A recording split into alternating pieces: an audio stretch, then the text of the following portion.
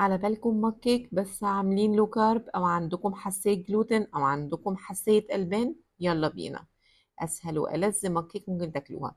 هتجيبوا بيضة ورشة ملح، نضرب البيضة كويس وننزل عليها بتلت كوب حليب لوز، وهنحط عليهم باكيت ستيفيا شوية فانيليا، ونقلب كويس وننزل بتلت كوباية دقيق لوز، ونقلب لمدة دقيقة.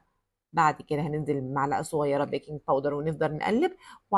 بعد كده في الآخر نحط شوكليت شيب وعلى الاير فراير من 15 ل 20 دقيقة، والنتيجة أحلى وألذ وأسرع مج كيك ممكن تاكلوها في حياتكم.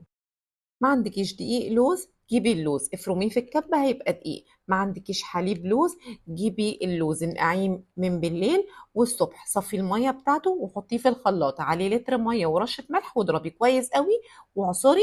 هيبقى معاكي لبن لوز، ولا سحر ولا شعوذة. وبس كده، باي باي.